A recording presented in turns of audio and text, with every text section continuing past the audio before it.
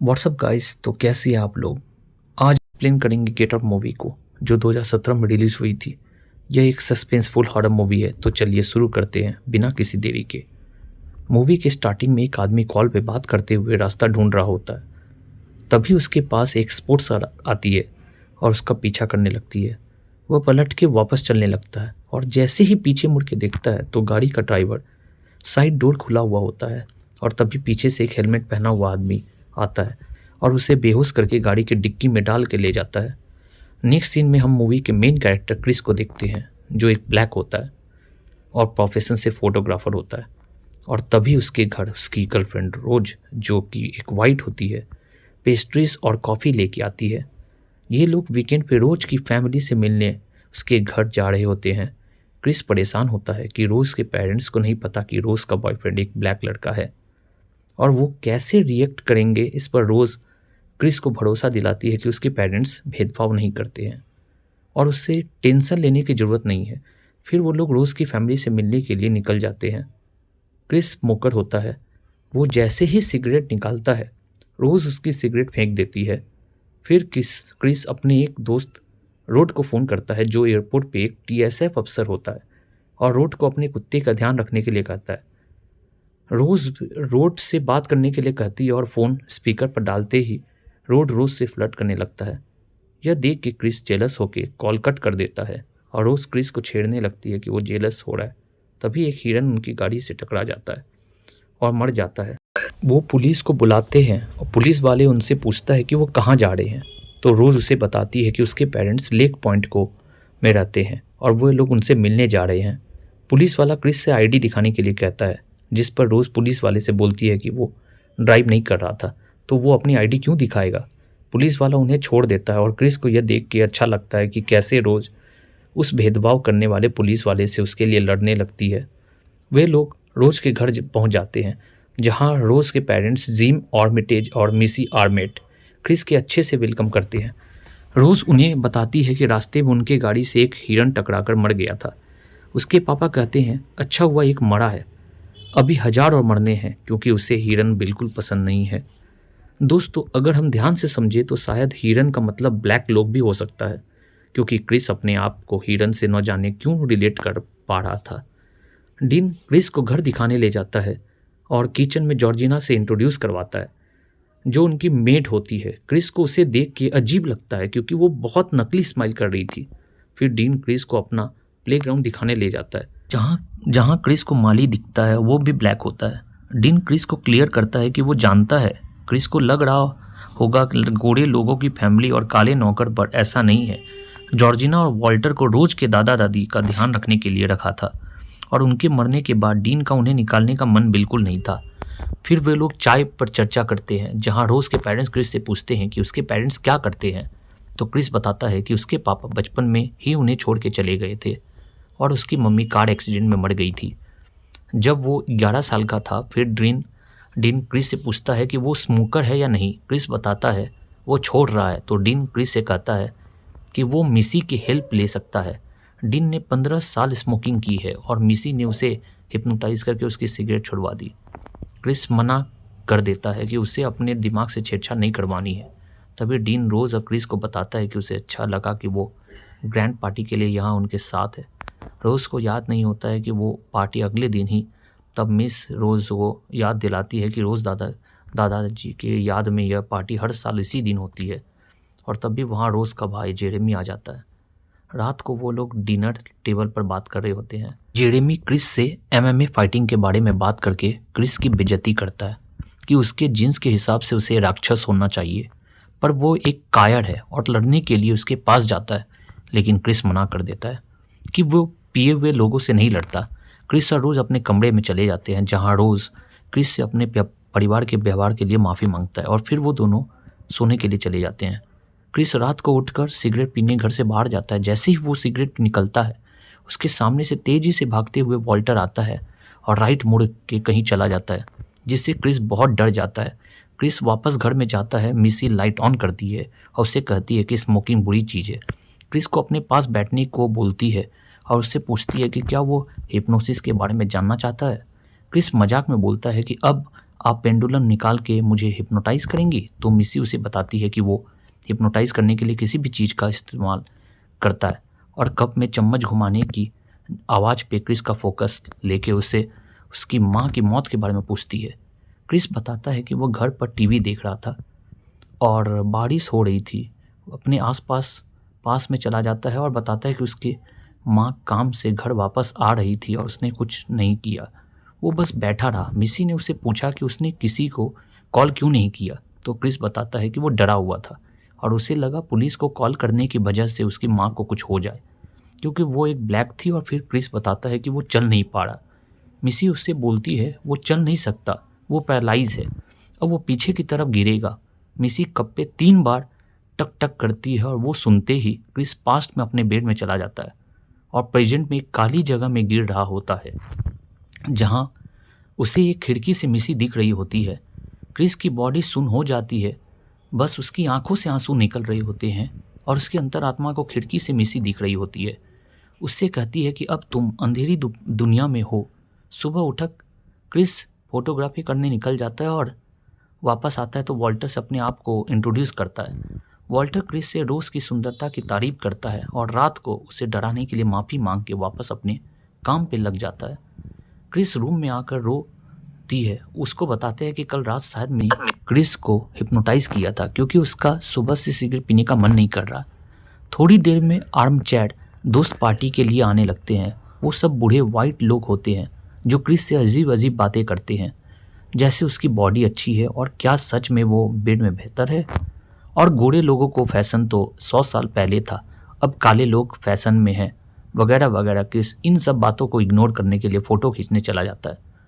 जहाँ फ़ोटो खींचते हुए उसने इतने सारे गोरे लोगों के बीच अपनी उम्र का काला आदमी दिखता है और क्रिस उसके पास चला जाता है। वो काला आदमी और कोई नहीं, ओपनिंग सीन वाला आदमी होता है जिसे किडनैप कर लिया था। वो भी जॉर्जिना और वॉल्टर की तरह अजीब बर्ताव करता है और क्रिस को बहुत अजीब लगता है। तभी वहाँ एक बुढ़ी औरत आती है और क्रिस से अपने आप को इंट्रोड्यूस करती है और बताती है कि वो काला आदमी उसका हस्बैंड है, लोगन किंग। फिर क्रिस एक अंधे आदमी से मिलता है जिसका नाम जिम हडसन होता है। वो क्रिस को बताता है कि पार्टी में सब लोग बेवकूफ़ हैं। क्रिस जिम को पहचान लेता है और उससे पूछता है कि अंधे होने के बाद भी वह इतना अच्छा आर्ट डीलर कैसे है। तो जिम बताता है कि उसका असिस्टेंट उससे सब कुछ अच्छे से बताता है। क्रिस अपने रूम में की तरफ चले जाते हैं और सब उसे अजीब तरह से देखने लगता है। जब वो रूम में पहुंचता है तो देखते ही किसी ने उसका फ़ोन चार्जिंग से हटा दिया। क्रिस फ़ोन को वापस चार्ज पर लगाकर रड को कॉल करती है और जो कुछ भी हो रहा है सब बता देता है, और यह भी उसे कल रात हिप्नोटाइज किया गया था। वह सुनकर रोड उससे सावधान रहने को कहता है और बताता है कि गोरे लोग सेक्स ले रखना पसंद करते हैं और जल्द से जल्द क्रिस को वहाँ से निकलने की सलाह भी देता है। क्रिस रोड की बातों का मजाक उड़ाकर कॉल कट कर देता है। तभी वहाँ जॉर्जिना आती है और उसी अजीब तरीके से बर्ताव करते हुए क्रिस से माफ़ी मांगती है कि सफाई करते हुए उससे गलती से क्रिस का फ़ोन चार्जिंग से निकल गया था और बस वो उसे वापस बुलाने लगती है। वो कितनी बेवकूफ़ है। क्रिस जॉर्जिना से कहता है कि कोई बात नहीं, वो बस गोरे लोगों के बीच थोड़ा डर जाता है। यह सुन के जॉर्जिना अजीब तरह से स्माइल करती है और उसकी आंखों से आंसू निकलने लगते हैं और वो उसी अजीब तरीके से क्रिस से कहती है कि ऐसा नहीं है, आर्म टर्जिस बहुत अच्छे हैं, उन्हें अपनी फैमिली मानते हैं। जॉर्जिना वॉल्टर और लोगन किंग से बार बार मिलकर क्रिस को डाउट होता रहता है कि सारे लोग में 3 काले लोग हैं, बस वो इतना अजीब बर्ताव क्यों कर रहे हैं। क्रिस फिर से नीचे चला जाता है जहाँ डीन उसे अपने दोस्तों से इंट्रोड्यूस करवाता है।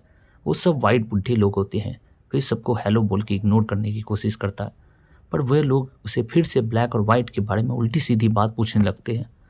तभी वहाँ लोगन किंग आता है और क्रिस चुपचाप उसकी फ़ोटो खींचने की कोशिश करता है, लेकिन गलती से उसके फ़ोन की फ्लैश लाइट ऑन रह जाती है और फ्लैश की वजह से लोगन किंग को कुछ हो जाता है और उसकी नाक से खून बहने लगता है और वो क्रिस पे चढ़ जाता है और कहता है चले जाओ, निकल जाओ यहाँ से, वरना मारे जाओगे। डीन क्रिस को समझाता है कि फ्लैश की वजह से लोगन को एक दौरा पड़ गया था और कुछ भी नहीं। फिर लोगन मिसी के साथ सबके पास आता है और सबको परेशान करने के लिए माफ़ी मांग के घर चला जाता है। रोज क्रिस को लेकर बाहर चली जाती है और डीन बिंगो खेल के पार्टी को दोबारा स्टार्ट करने के लिए कहता है। बाहर जाने के बाद क्रिस रोज से कहता है कि उसे वो आदमी जाना पहचान सा लगता है और शायद मिसी ने उसके दिमाग के साथ कुछ भी किया है। उसे अजीब लग रहा है और वह घर जाना चाहता है। वहीं दूसरी तरफ डीन एक शांत नीलामी कर रहा होता है जहां क्रिस की फ़ोटो लगी होती है और बोली लगाने वाले बिंगो कार्ड्स उठा के बोल रहे होते हैं कि ये नीलामी क्रिस की होती है और जिम हडसन नीलामी जीत जाता है। रात होते ही रोज और क्रिस घर वापस आते हैं और बचे हुए मेहमान घर चले जाते हैं। रूम में आके क्रिस रड को लोगन किंग की फ़ोटो भेजता है और रोड क्रिस को फ़ोन करके बताता है कि उसका असली नाम एंड्रू है और फ़ोन कट हो जाता है। तभी वहाँ रोज़ आती है जिस रोज़ से कहता है कि उन्हें अभी के अभी जाने होंगे और पैकिंग करने लगता है। आगे बढ़ने से पहले वीडियो को लाइक और चैनल को सब्सक्राइब करना मत भूलिए। गाइस चलिए कंटिन्यू करते हैं। पैकिंग करते हुए क्रिस की नज़र कमरे में एक स्टोर रूम में पड़ जाती है जहाँ एक रेड बॉक्स रखा होता है जिसमें रोज़ की फ़ोटो होती है।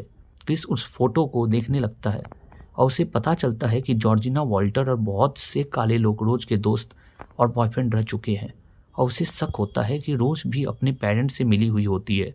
तभी रोज़ रूम में आती है और क्रिस से चलने के लिए कहता है, पर रोज़ कहती है कि उसे गाड़ी की चाबी नहीं मिल रही। वो दोनों अपना सामान लेकर घर से बाहर जाने लगते हैं, पर घर के मेन डोर पर जेरेमी डंडा लेकर खड़ा होता है और मिसी और डीन भी वहाँ आकर क्रिस को घेर लेते हैं।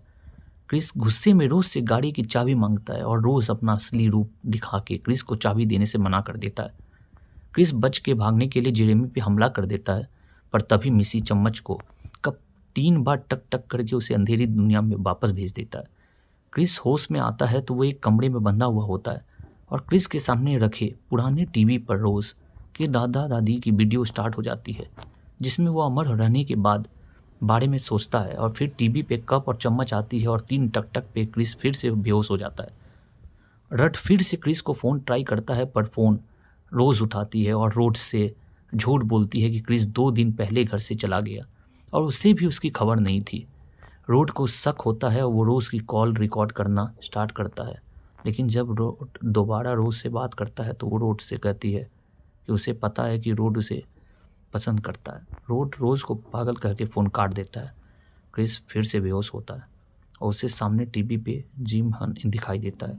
वो उनके दिमाग बदल देंगे। मिसी हिप्नोटाइज करके दिमाग को ऑपरेशन के लिए तैयार करती है और डीन दिमाग का एक छोटा सा हिस्सा ऑपरेशन से बदल देता है।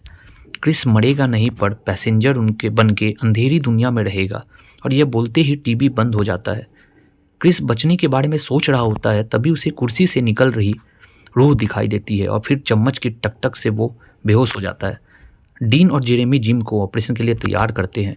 डीन ऑपरेशन के लिए जिम का सर खोलना शुरू करता है और जेरेमी क्रिस को लेने जाती है।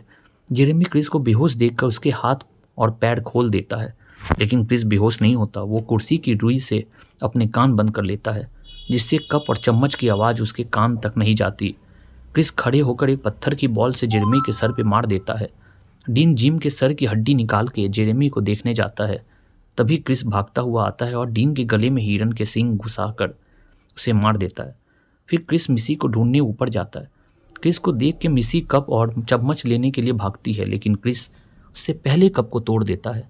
मिसी चाकू उठा के क्रिस की हथेली में घुसा देता है और क्रिस वही चाकू मिसी की आंख में घुसा के उसे मार देता है और घर से बाहर जाने लगता है। पर तभी जेरेमी पीछे से आके उसका गला घोंट के उसे रोकने की कोशिश करता है और क्रिस उसके पैर में चाकू घुसा देता है और उसे मार के उसकी गाड़ी लेकर निकलने लगता है। पर तभी जॉर्जिना गाड़ी से टकरा जाती है। रोज इन सब से बेखबर ईयरबड्स लगाकर गाने सुन रहा होता है और सुंदर ब्लैक लड़कों की फ़ोटो गल कर रही होती है। तभी उसे कुछ आवाज़ आती है। क्रिस जॉर्जिना को अपनी माँ की तरह नहीं छोड़ सकता था, इसलिए उसे गाड़ी में बिठा के निकल जाता है। तभी पीछे से रोज़ बंदूक लेके आती है और जॉर्जिना को दादी माँ कहती है। रास्ते में जॉर्जिना को होश आता है कि उसकी वीक हट जाती है और उसके सर पे ऑपरेशन का निशान होता है। इसका मतलब जॉर्जिना के दिमाग को रोज़ की दादी के दिमाग से ट्रांसप्लांट कर दिया गया था। वो क्रिस पे अटैक कर देती है जिससे गाड़ी खंबे में ठुक जाती है और जॉर्जिना मर जाती है। क्रिस गाड़ी से निकलता है और रोज़ पीछे से आके उसे गोली चलाने लगती है और वॉल्टर को पकड़िए दादाजी बोलती है और वॉल्टर भाग के क्रिस को पकड़ लेता है और वॉल्टर के सर पे ऑपरेशन का निशान होता है। क्रिस फ़ोन की फ्लैश वॉल्टर की आंखों में मारता है और वॉल्टर खड़ा होकर रोज़ से बंदूक मांगता है और बंदूक लेकर रोज़ को ही गोली मार देता है और फिर दूसरी गोली अपने ही सर पे मार के खुद भी मर जाता है। क्रिस खड़ा होकर रोज़ का गला दबाने लगता है। तभी वहाँ एक पुलिस की गाड़ी आ जाती है। रोज़ उनसे मदद मांगती है, पर गाड़ी में से क्रिस का दोस्त रॉड निकलता है। क्रिस और रॉड गाड़ी में बैठ के चले जाते हैं और रोज़ को मरते हुए डरावनी स्माइल के साथ मूवी यहीं पर ख़त्म हो जाती है। तो आज की स्टोरी आपको कैसी लगी हमें कमेंट करके ज़रूर बताना। और अगर आप लोगों को किसी मूवी या सीरीज़ का एक्सप्लेनेशन चाहते हैं तो वो भी कमेंट कर सकते हैं। मिलते हैं नेक्स्ट एक्सप्लेनेशन में, तब तक के लिए सायोनारा।